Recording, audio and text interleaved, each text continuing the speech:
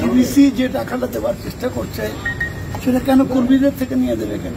কেন্দ্রীয় সরকারের সংস্থা এবং আমরা কেন্দ্রীয় সরকারের কাছেই না খাতে টাকা পাই। আমরা এর আগেও যখন হয়েছে সে টাকাও দেয়নি, এখনো যে টাকা হচ্ছে সে টাকা দেয়নি।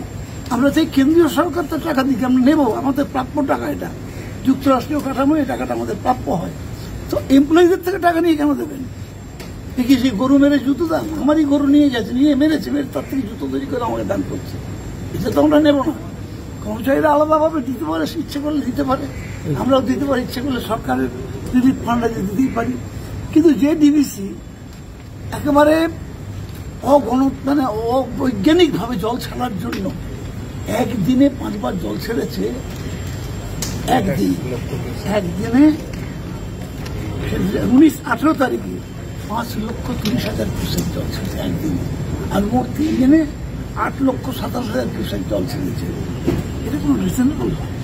3 ঘন্টার নোটিসে 3 ঘন্টার নোটিসে আমরা আমফান মোকাবেলা করেছি, ইয়াস মোকাবেলা করেছি, আমরা সেফ সেল্টারে নিয়ে গিয়ে তাদের রাখতে পেরেছি, খাবার জল সম্পূর্ণ আগে থেকে ব্যবস্থা করতে পেরেছি। কিন্তু জলের নিচে চলে গেছে মাইলের পর মাইল, গ্রামের পর গ্রাম, সেটাকে আমরা মোকাবেলা করতে গেলে আমার সময় লাগছে। মানুষ কোথাও কোথাও কষ্ট পেয়েছে, আমরা যত তাড়াতাড়ি সম্ভব রিলিফ দেওয়ার চেষ্টা করেছি।